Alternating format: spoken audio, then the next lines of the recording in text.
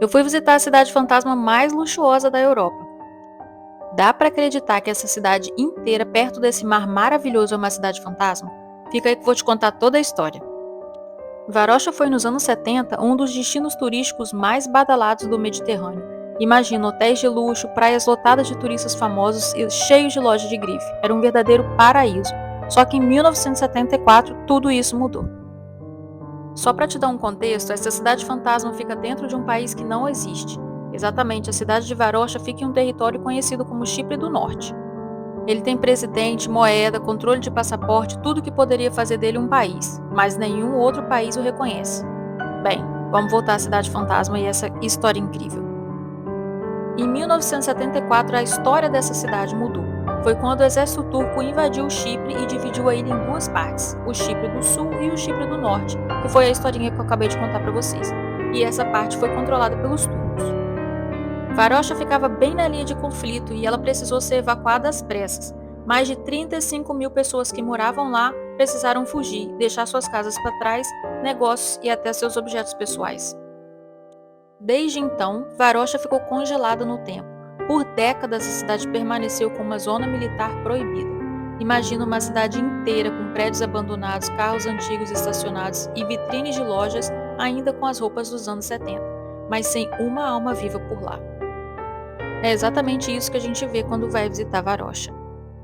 Quando a gente caminha pelas ruas dessa cidade fantasma, a gente vê de perto tudo o que restou desse paraíso perdido, e a sensação é surreal. É como se você tivesse um cenário pós-apocalíptico. As fachadas dos hotéis que antes eram de luxo hoje estão desmoronando. As palmeiras crescem de forma descontrolada e o silêncio do lugar é quase assustador. Ao mesmo tempo, é impossível não se encantar com a beleza natural da região.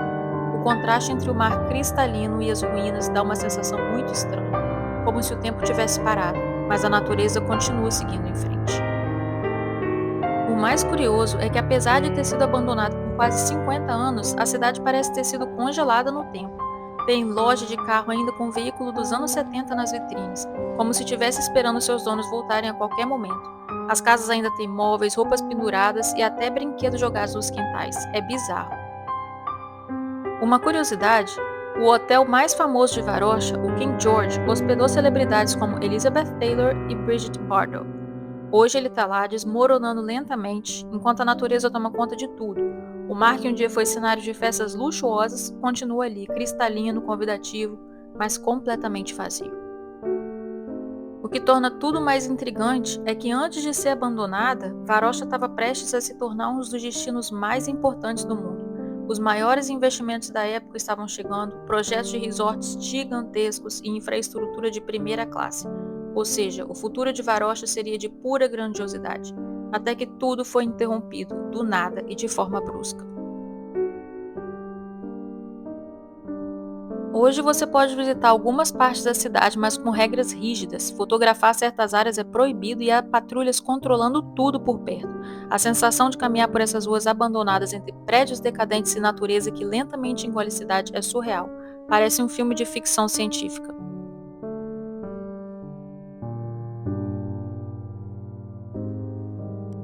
Agora a gente vai viajar no tempo e imaginar o dia em que tudo mudou. Era dia 14 de agosto de 1974. O sol brilhava forte sobre Varocha como qualquer outro dia de verão no Mediterrâneo. As praias estavam cheias de turistas, famílias faziam compras nas lojas, crianças brincavam nas ruas. Ninguém sabia que aquele dia seria o último dia normal na cidade. Do nada, as sirenes começaram a soar.